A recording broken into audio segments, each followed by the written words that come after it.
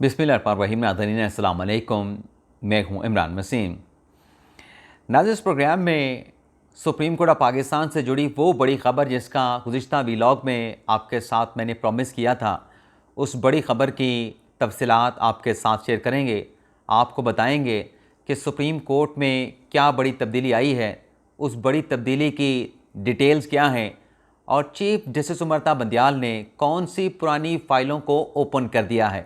और जस्टिस काजी फायसा जो senior puny जज भी हैं और अगले चीफ जस्टिस भी हैं, उन्होंने आज किस बड़ी ख़बर की तस्दीक कर दी है। लेकिन नाज़रीन, इन दोनों बड़ी ख़बरों की तफसीलात आपके साथ शेयर करने से पहले दो मुख्तसर सी अहम ख़बरें हैं।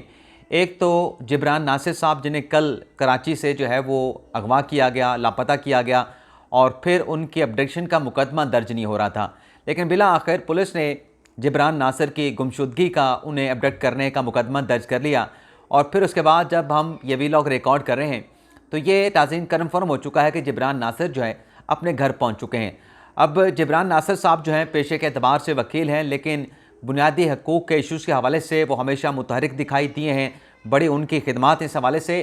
तो ये कैसे बाजियाब हुए हैं, ये कैसे घर पहुँचे हैं, तो इस हवाले से नाज़रीन हमारे जो वज़ीर दाखिला हैं राना सनाउल्लाह साहब, उन्होंने ये दावा किया है कि उनकी बात हुई है जिब्रान नासिर की जो अहलिया हैं मंशा पाशा, और उन्होंने यकीन दहानी कराई थी मंशा पाशा को कि जिब्रान नासिर की बाजियाबी के हवाले से तमाम कोशिशें रियासत पाकिस्तान की जानिब से की गई थी। और ये भी कहा गया राना सनाउल्लाह की तरफ से जियो न्यूज़ के प्रोग्राम में कि तमाम जो एजेंसीज़ हैं, तमाम जो हिसास इदारे हैं, उन्हें अहकामात जारी कर दिए गए हैं कि जिब्रान नासिर को बाजियाब कराया जाए, उन्हें जहाँ भी हैं लोकेट करके घर पहुँचाया जाए। तो राना सनाउल्लाह साहब जब ये बयान दे रहे थे तो उसके कुछ ही देर के बाद ये ख़बर सामने आई कि जिब्रान नासिर साहब जो हैं अल्हम्दुलिल्लाह बिल्कुल ठीक हैं और वो घर पहुंच गए हैं, उन्हें घर पहुंचा दिया गया। तो ये चलें, ये तो अब जिब्रान नासिर साहब ही बताएंगे कि उन्हें कौन लेके गया था, कहाँ लेके गया था, वेयर अबाउट क्या थे, अगर उन्हें इस बारे में कुछ मालूम हुआ। क्योंकि मोस्टली ऐसा होता है, जैसे मतीउल्लाह जान साहब को उठाया गया था तो उठाने के बाद उनकी आँखों पर पट्टी बांध दी गई थी और फिर उन्हें इस्लामाबाद के दूर दराज नवाही इलाके में वहाँ पे फेंक दिया गया था, वहाँ पे छोड़ा नहीं गया था, फेंक दिया गया था। अगर ऐसा कोई वाक़या हुआ है जिब्रान नासिर साहब के साथ, तो ज़ाहिर सी बात है कि वो जब आंखें आपकी बंदी हों तो आपको नहीं मालूम कि किसने उठाया।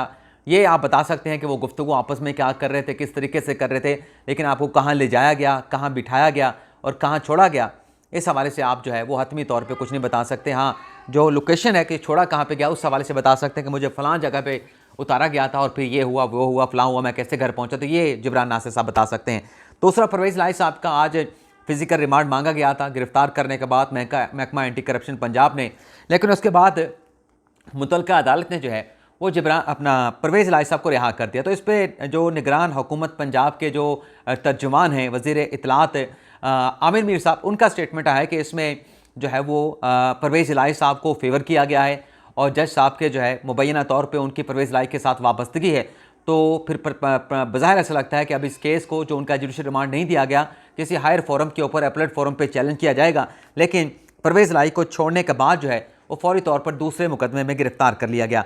अब आ जाते हैं कि जस्टिस काजी फायसा ने क्या खबर दी है, किस बड़ी खबर की तस्दीक उनकी जानिब से की गई है। कल जो नाज़रीन वीडियो सोशल मीडिया पर चली, उसकी आज जस्टिस काजी फायसा साहब की जानिब से वजाहत जारी की गई और वजाहत नाज़रीन जारी हुई है सुप्रीम कोर्ट के PRO के थ्रू। इससे पहले आपको याद होगा कि जस्टिस काजी फायसा साहब का एक क्लैरिफिकेशन थी, एक मौक़िफ़ था, वो सुप्रीम कोर्ट की वेबसाइट पे लगा, लेकिन वो उतार दिया गया था। लेकिन उसके बाद एक और मामला था, जब जस्टिस काजी फायसा साहब पार्लियामेंट हाउस गए थे, अकेले गए थे, उस पर भी सोशल मीडिया पर जस्टिस काजी फायसा की ट्रोलिंग की गई और ये कहा गया कि ये तो PDM के साथ मिल गए हैं, PDM के किसी मजमे में, वहाँ पर किसी कन्वेंशन में जाके शरीक हुए हैं। लेकिन वहाँ पे जस्टिस काजी फायसा ने जाके सुप्रीम कोर्ट का दिफा किया था कि मैं तो आ गया हूँ, लेकिन मेरे जो बाकी साथी जजेस हैं, हो सकता है उनकी मसरूफियत हो तो वो इसलिए ना आ पाए हों। यानी वहाँ पे जाके उन्होंने सुप्रीम कोर्ट के बाकी जजेस का, जो वहाँ पे नहीं गए थे, उनका एतराफ़ किया था। लेकिन लोग कह रहे थे, देखें जी, PDM के कन्वेंशन में जाके जस्टिस काजी फायसा मिल गए हैं, उनमें PDM में शमूलियत अख्तियार कर ली है। तो फिर 2 दिन के बाद उमर बंदियाल साहब का फिर एक लेटर सामने आया था, जिसमें उन्होंने भी कहा था कि मेरी मसरूफियात थी, मैं भी उस तकरीब में, जो कि आईने पाकिस्तान का 50 साला जश्न था, शरीक होना चाहता था, लेकिन अपनी मसरूफियत के बायस नहीं आ पाया।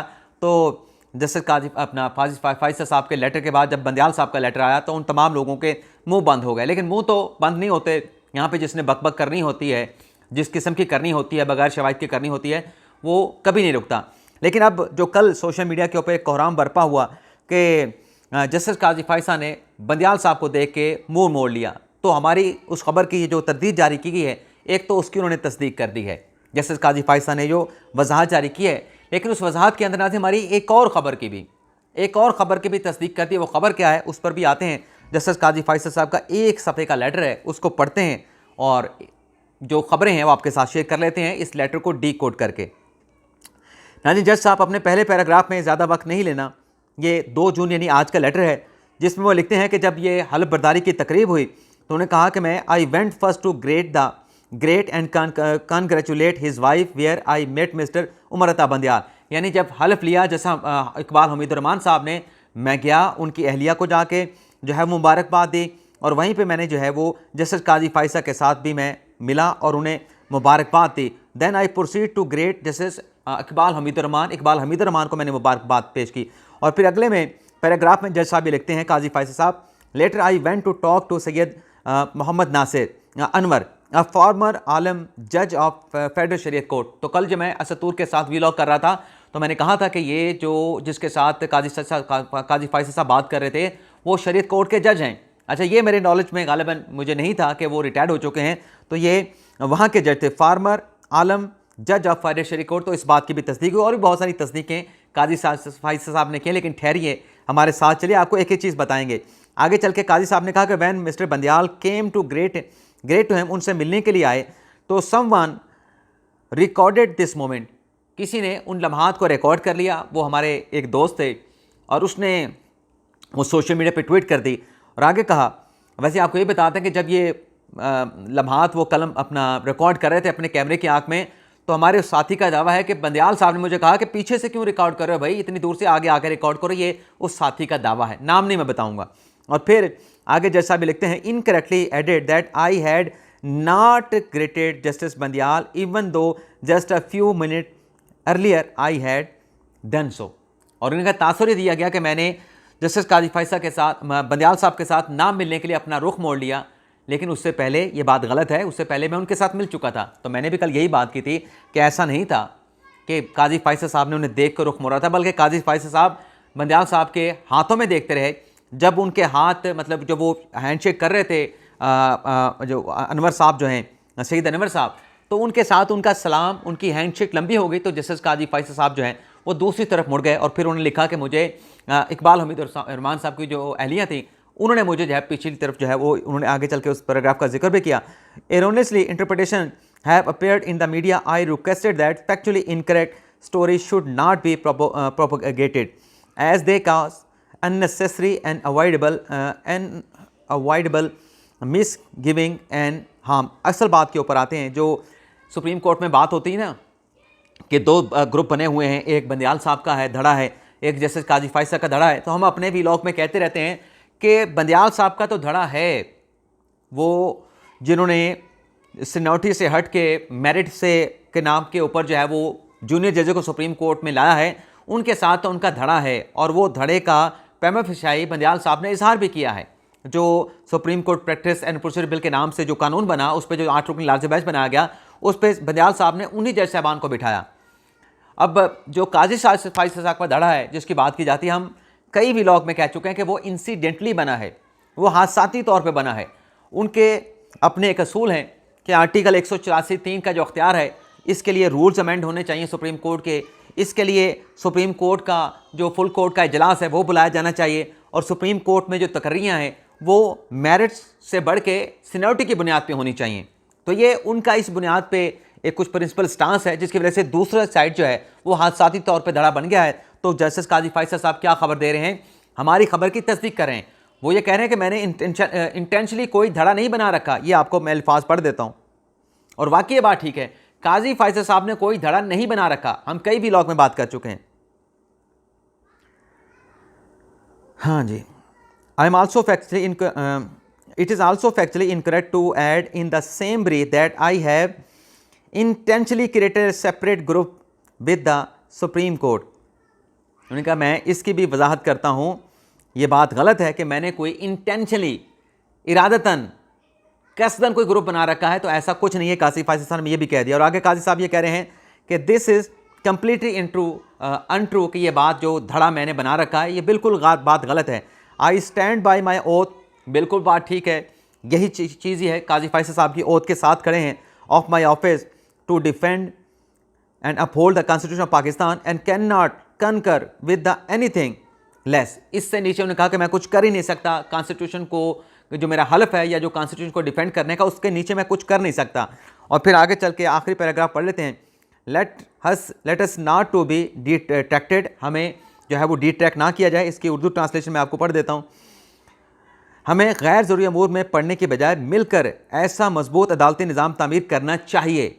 रिक्वायरमेंट की बात कर रहे हैं कि गैर ज़रूरी मामलात में ख़ुद को डिट्रैक्ट करने की बजाय मिलकर ऐसा मजबूत अदालती निज़ाम तामीर करना चाहिए। यानी वो कर रहे हैं कि वो कह रहे हैं कि हमें ये करना चाहिए, ये है नहीं, इस वक्त एग्जिस्ट नहीं करता, हमें करना चाहिए, जिसमें सारी तवज्जो फौरी इंसाफ की फराहमी पे हो। बिल्कुल ठीक बात की है। तो सुप्रीम कोर्ट में क्या चल रहा है उसकी अक्कासी भी काजी फैसल साहब ने इस लेटर में कर दी है, और वही हम बात कर रहे होते हैं। और हमारी बात से नेगेटिविटी निकालने के बजाय उसमें पॉजिटिविटी देखनी चाहिए। हमारे कुछ दोस्त हैं, बुज़ुर्ग हैं, नाराज़ हो जाते हैं, लेकिन पॉजिटिविटी निकालेंगे तो उसमें पॉजिटिविटी ही होगी। ये हम बात क्या कर रहे होते हैं। अब आ जाते हैं कि सुप्रीम कोर्ट में तब्दीली क्या हुई है। बंदियाल साहब ने कौन सी पुराने फाइलें खोल दी हैं। नाज़रीन, इस वक्त सुप्रीम कोर्ट में कौन से केसेस चल रहे हैं? आपको सिर्फ 3 केसेस के नाम याद आएंगे।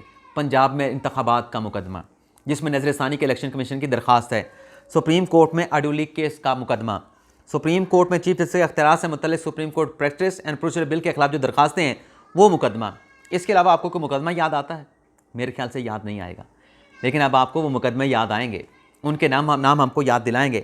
के इलेक्ट्रिक की निजकारी का मुकदमा, के इलेक्ट्रिक की निजकारी के खिलाफ मुकदमा 2015 का, सितंबर 2015 का, जो जमात इस्लामी ने के इलेक्ट्रिक की निजकारी को चैलेंज किया था, उसकी आज तक नाजरीन 6 साल के बाद इसे समाअत के लिए मुकर्रर किया गया है। इसकी नाजरीन अब तक ये कॉन्स्टिट्यूशन पिटिशन है, आपको बता दें, ये आर्टिकल 184(3) का मुकदमा है। अब तक 2015 से लेके इसकी सिर्फ नाजरीन 4 समातें हुई हैं। 3 समातें 2016 में, 1 समात 2017 में, और अब ये 5वीं समात होने जा रही है 6 साल के बाद। तो ये पुराना मुकदमा बंदियाल साहब ने खोल दिया है। और भी मुकदमे हैं बड़े ज़बरदस्त किस्म के। दूसरा मुकदमा आपको बता दें, अताउल हक कासमी का जो मुकदमा, जिसमें नवाज शरीफ के दौर में उन्हें MD चेयरमैन PTV लगाया गया था, 2018 का मुकदमा। अब ये भी जो है नाजरीन तकरीबन कोई 6 साल के बाद, 5 साल के बाद इस मुकदमे को भी समाअत के लिए लगा दिया गया है। और ये आपको बता दें कि ये मुकदमा लगाया गया है 6 जून को समाअत के लिए। इससे पहले वाला 5 जून को समाअत के लिए लगाया गया है, लेकिन ये मुकदमा चलेगा नहीं, क्योंकि अब ये एतराज़ आएगा, क्योंकि नया कानून बन गया है। तो नए कानून पर नया बेंच, लार्जर बेंच बनाया जाए। 3 रुकनी बेंच ने पहले सुना था, तो अब उससे बड़ा बेंच बनाया जाए। इस नज़र-ए-सानी पे भी नाज़रीन आप ये देख सकते हैं कि 2018 का मुकदमा है, आज 2023 में है, तो 5 सालों में इसकी सिर्फ 3 समातें हुई हैं और चौथी समात के लिए इसको मुकर्रर किया गया है। एक और मुकदमा नाज़रीन आपको बता दें, पनामा का, जो सिराजुल हक साहब दरखास्तें लेके आए थे पनामा स्कैंडल की, और तारिक असद साहब भी एक मारूफ वकील थे लाल मस्जिद के, वो भी पनामा के खिलाफ दरख्वास्त लेके आए थे। इसको भी नाज़रीन 6 साल के बाद समाअत के लिए लगा दिया गया है। कॉन्स्टिट्यूशन पटिशन नंबर आर्टिकल 184(3) का ये मुकदमा था। कॉन्स्टिट्यूशन पटिशन नंबर 26 और 28 इसका नंबर है। 2016 में इस पर 10 समातें हुई थी। 2017 में इन दरखास्तों के ऊपर 16 समातें हुई थी। यानी बड़ा अहम मुकदमा था, लेकिन इसमें से निकला क्या? सिर्फ नवाज शरीफ का मुकदमा, और वो भी नवाज शरीफ को अकामे की बुनियाद पर बेटे से तनख्वाह ना लेने पर निकाल दिया गया। बाकी पनामे में क्या था, वो 6 साल से वैसे ही पड़ा है। तो 126 समातें हो चुकी हैं, और फिर 27वीं समात जो है अब 6 साल के बाद इसको मुकर्रर कर दी गई। एक और मुकदमा नाज़रीन, 54 अरब रुपए के बैंक के लोन माफ़ कराने का, ये 2007 का मुकदमा है, और ये सो मोटो केस है। और अब तक नाज़रीन आपको बता दें कि इसकी 19 समातें हो चुकी हैं, और ज़्यादा जो समातें इसकी नाज़रीन हुई थी वो 2011, 12 और 13 में हुई थी। और अब इस मुकदमे को नाज़रीन आखिरी जो समात हुई थी 2019 में हुई थी। तो 4 साल के बाद इस मुकदमे को समात के लिए लगाया गया है। 54 अरब रुपए के कर्जा माफ़ी का ये मुकदमा है, और इजाज़ुल एहसन साहब, मुनीब अख्तर साहब और जमाल खान मंदूखेल साहब जो हैं, इस केस की समाअत जो है वो 7 जून को करने जा रहे हैं। और जो पनामा का मुकदमा है उस पर जस्टिस सरदार तारिक मसूद साहब, जस्टिस अमीनुद्दीन खान साहब जो हैं, वो 8 जून को मुकदमे की समाअत करने जा रहे हैं। तो ये भी एक तब्दीली है कि सरदार तारिक मसूद साहब के बेंच को भी पनामा जैसा मुकदमा सौंप दिया गया है। एक और मुकदमा नाज़रीन आपको बता दें, प्रोसिक्यूशन की बेहतरी के लिए जो कि निज़ाम इंसाफ को बेहतर बनाने के लिए बड़ा अहम सो मोटो था, 2017 में लिया गया था। इसकी कितनी समातें हुई होंगी नाज़रीन 2017 से आज तक, कि प्रोसिक्यूशन के निज़ाम को बेहतर बना के आम लोगों को इंसाफ मिले। ये जो शवाहिद ना होने की बुनियाद पे केसेस ख़त्म हो जाते हैं, ये प्रोसिक्यूशन बेहतर ना होने पे ख़त्म होते हैं। कितनी समातें नाज़रीन इसकी हुई होंगी? 2017 में ये सो मोटो लिया गया था नाज़रीन, एक भी समात नहीं हुई। सो मोटो का केस है, एक भी समात नहीं हुई। तो ये 6 साल के बाद पहले इस सो मोटो पे समात होने जा रही है। और अगला मुकदमा नाज़रीन, घरेलू मुलाजमीन जो कि मुलाजमा होती हैं, ख़वातीन, बच्चे होते हैं, इनका भी 2017 की कॉन्स्टिट्यूशन पटिशन है, जनवरी 2017 की।